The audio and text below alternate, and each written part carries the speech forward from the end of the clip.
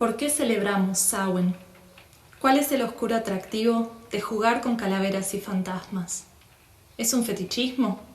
¿Es morbosidad? La verdad es que hay una razón para recordar la muerte. Memento mori. La muerte alimenta la vida y de lo que se descompone en la tierra nacen los nuevos frutos.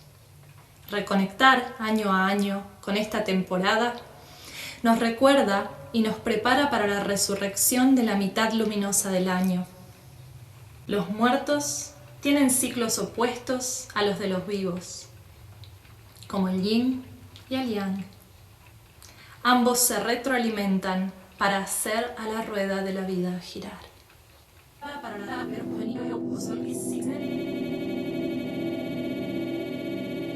Memento mori.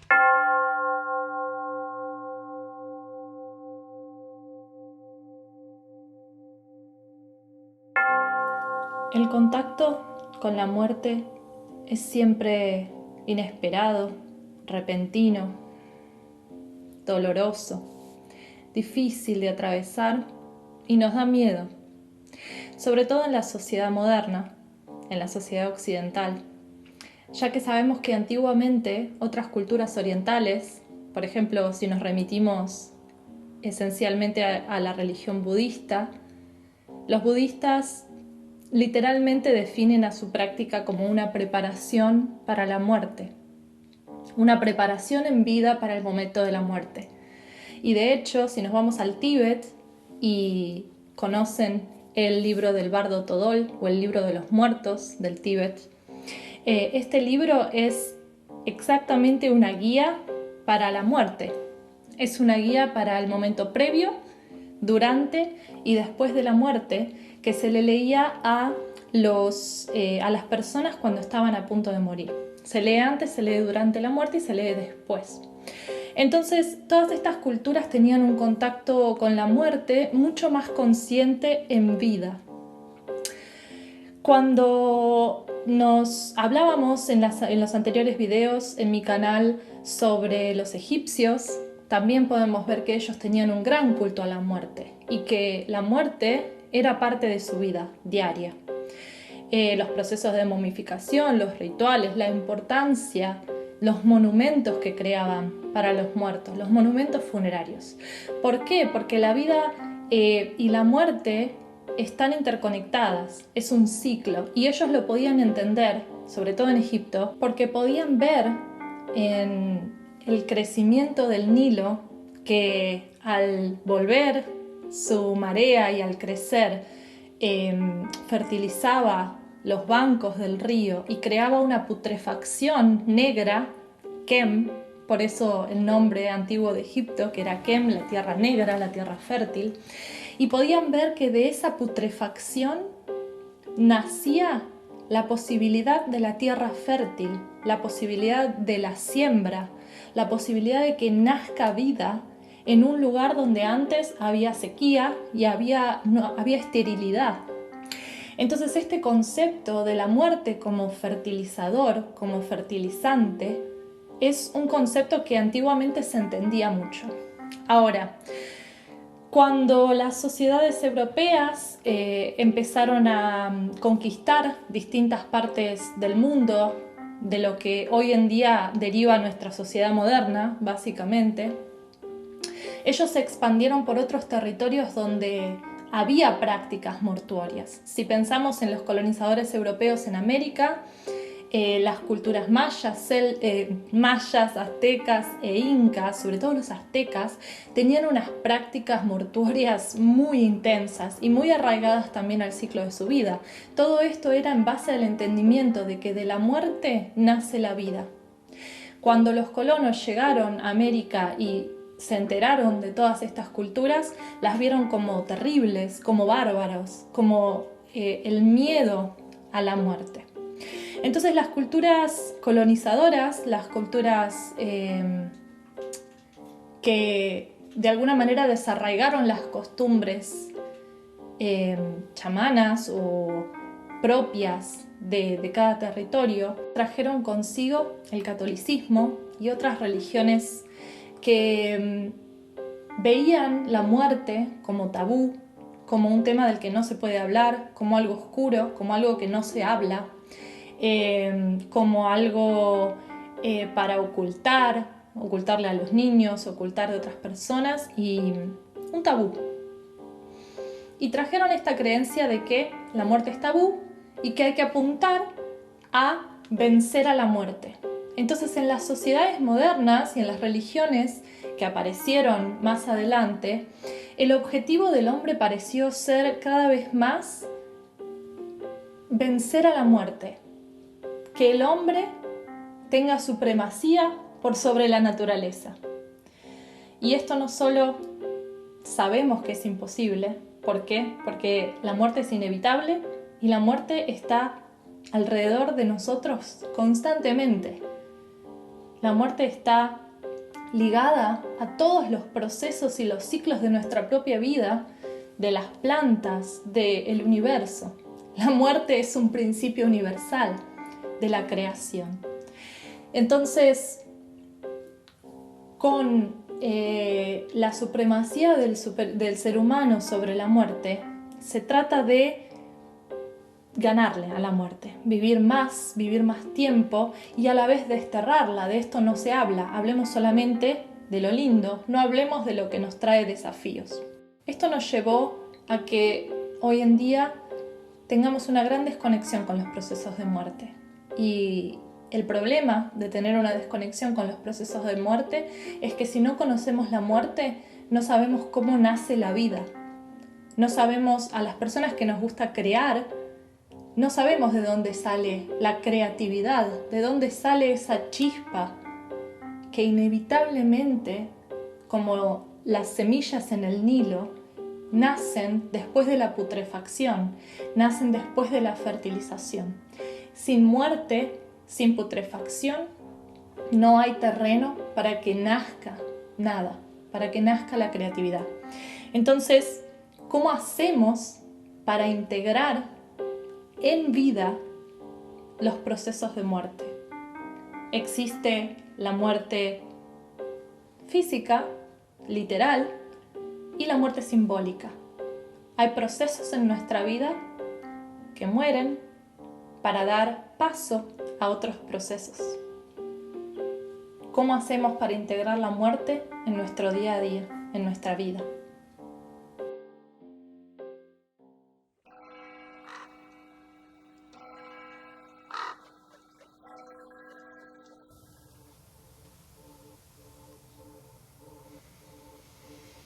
Cuando la muerte llega a nuestras vidas de manera literal o simbólica, aparece el dolor, aparece el duelo. Es bueno permitirse doler, es bueno permitirse duelar. Por ahí muchos conocen las 5 etapas del duelo. Primero viene la negación, luego viene la ira, el enojo, luego viene la negociación, luego la depresión y por último la aceptación. Como habíamos dicho, la muerte está todo el tiempo en nuestra vida. Mueren etapas, mueren relaciones, mueren proyectos, mueren partes de nosotros que ya no encajan en nuestra nueva vida. Y cada vez que una de esas muertes se produce, vamos a pasar por estas 5 etapas. ¿Cuántas veces tratamos de negar que una relación se tiene que terminar? O que nos estamos desgastando demasiado en el trabajo. Luego, cuando empezamos a ver que puede ser que sea un poquito cierto, nos enojamos. Nos enojamos con todas las personas que están alrededor nuestro y que nos dan consejos, con las personas que nos vinieron diciendo te conviene ir por otro lado, déjalo ir. Nos enojamos, negamos y luego nos enojamos.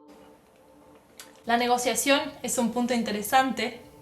Es cuando decimos, bueno, pero voy a probar un tiempito más y depende del ascenso que me den, capaz que me quedo, dependiendo de si tal persona cambia, entonces podemos seguir adelante. Entonces es una negociación. Voy diciendo, bueno, doy un tiempo más, sigo tirando, sigo esforzando a cambio de que esto suceda, y empezamos a ver de qué otra manera podemos seguir sosteniendo eso que está muerto para negociar, a ver si podemos conseguir que eso reviva.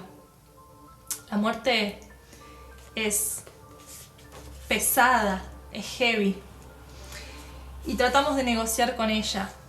Por favor, no te mueras. Por favor, no dejes que esto muera. Cuando nos damos cuenta que la negociación no funciona, que eso que está muriendo nos sigue desgastando, que eso que está muriendo nos sigue haciendo mal, es cuando nos deprimimos y nos damos cuenta que algo se está desarmando en nuestra vida. Algo se está escapando como arena entre nuestros dedos. Esto también sucede porque todo lo que muere, como todo lo que es finito y perecedero, es probablemente una construcción del ego, de la personalidad, de la identidad que nos creamos nosotros mismos para decirnos a nosotros quiénes somos y quiénes no somos. Cuando se produce la muerte del ego, el dolor es muy grande. El ego duele cuando se rompe. Entonces atravesamos la depresión.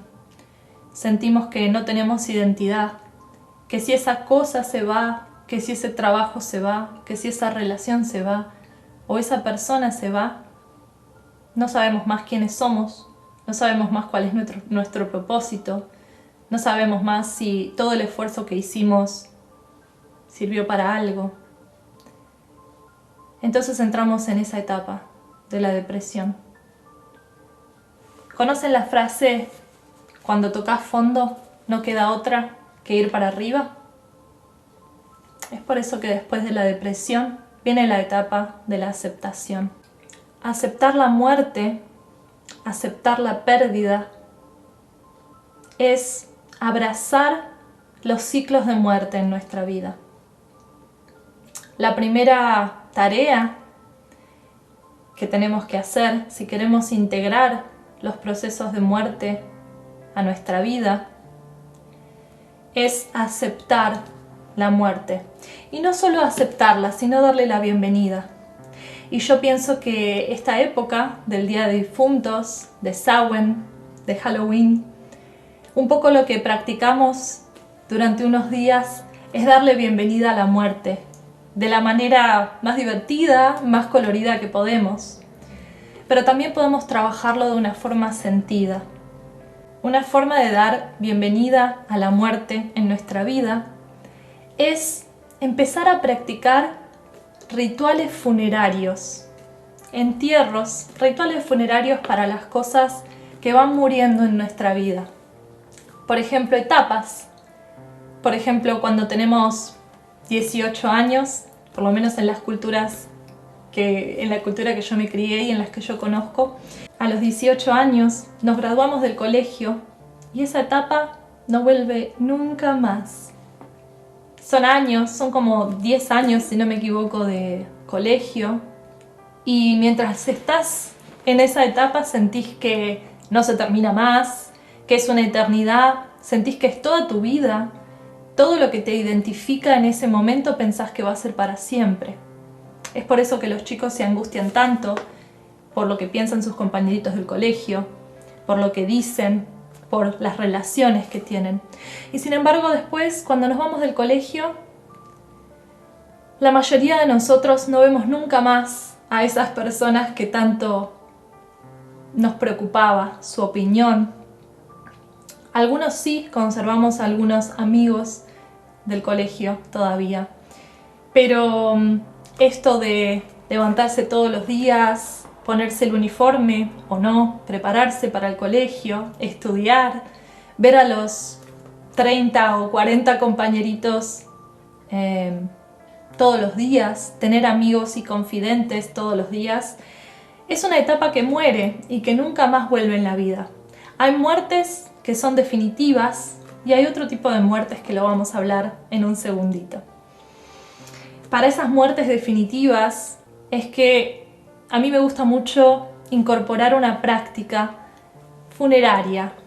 Ese día que se termina la etapa del colegio, por ejemplo, el día que nos vamos o nos echan de nuestro primer trabajo, ¿por qué no hacer un ritual y poner en nuestro altar una foto nuestra con nuestros compañeros del colegio y despedir desde el lado emocional, desde la conexión interna, despedir las etapas, aprender a duelar, aprender a hacer luto, aprender a dejar ir de una forma amorosa? Porque si nosotros practicamos dejar ir de forma amorosa las pequeñas y grandes cosas de nuestra vida, entonces cuando la muerte toque a nuestra puerta vamos a poder actuar de una manera más consciente, pudiendo también dejar ir de manera saludable, agradecer a esa etapa que se fue. Una idea muy hermosa que se me ocurrió en estos días es hacer un álbum, un libro un libro para todos nuestros muertos.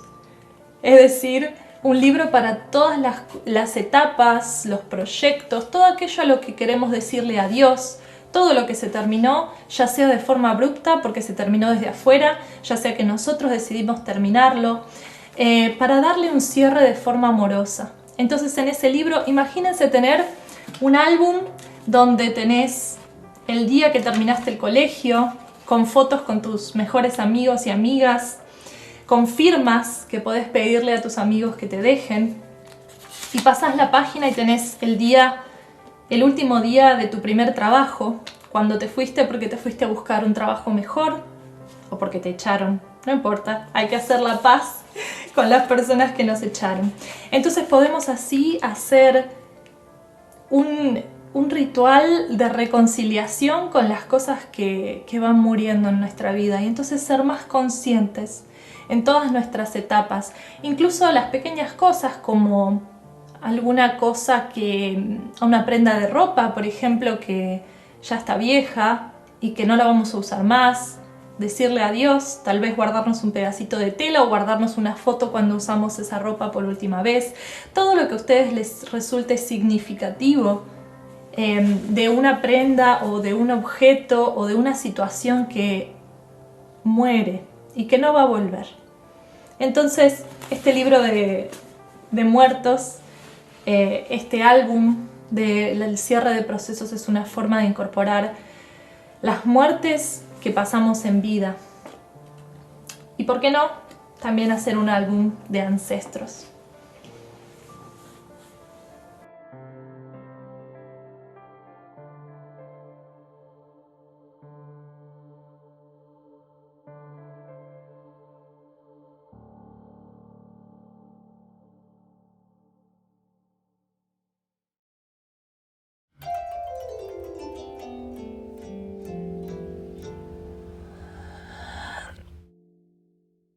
Memento mori significa recordar la muerte. Recordando los procesos de muerte, podemos aprender a valorar la plenitud del ciclo. Aprender a valorar los momentos donde la vida está en su plenitud y luego aprender que luego de esa plenitud viene el descanso, el despojo, el silencio.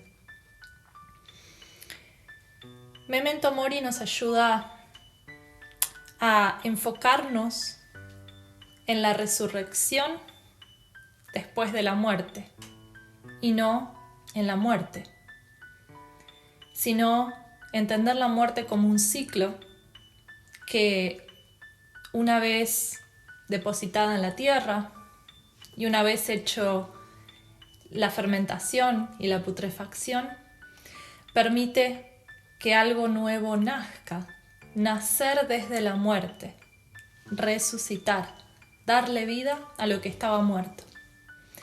Y voy a retomar cuando les conté que había dos tipos de muerte. Una es la que hablamos con el propósito de hablar del duelo, para entender que el duelo es necesario, porque aquello que muere no lo tenemos más, aquello que muere se acaba en nuestra vida. Pero no me quise adelantar para decirles que el otro tipo de muerte es aquello que se transforma. Y en realidad nada se pierde en el universo, en la creación, en la naturaleza. Todo se transforma. Entonces la resurrección, como nos cuenta la religión cristiana, es un símbolo de que toda muerte da nacimiento a algo nuevo. Este video, esta obra, que es la primera de su tipo, y espero no la última, es mi resurrección. Los últimos 2 años estuve viviendo en una tierra foránea, no en mi tierra natal, en un lugar que me encontró con muchísimos desafíos personales, un lugar de mucha muerte para mí, de abandonar muchas cosas que creía que era, de abandonar muchas certezas que creía que tenía, y a la vez también de poder encontrar muchas otras que nunca había sabido que las tenía. De mis propios procesos de tocar fondo nace esta obra. Cuando me puse a preguntarme a mí misma, ¿qué hago con todo esto? ¿Qué hago con toda esta muerte? Y lo más gracioso es que esta época es una época, no es solamente un día, no es un día o 2, son meses. Y para los celtas, aquí empieza la mitad oscura del año. Así que este trabajo de abrazar la muerte empieza el 31 de octubre, alrededor del 31 de octubre, y sigue durante toda la mitad oscura del año hasta la próxima primavera, donde empieza la mitad lumínica del año. Entonces, no es fácil atravesar los ciclos en la muerte. Es fácil cuando es un día o 2 que nos sentimos un poco así. Pero vivir 6 meses en la oscuridad, como pasa en este país, literalmente, y como me ha pasado a mí, básicamente sentir que 2 años estuve en plena oscuridad, adentro mío, adentro de la guarida personal, debajo de la tierra, enterrada. Y no fue fácil. Y cuando toqué fondo dije, ¿qué hago con todo esto?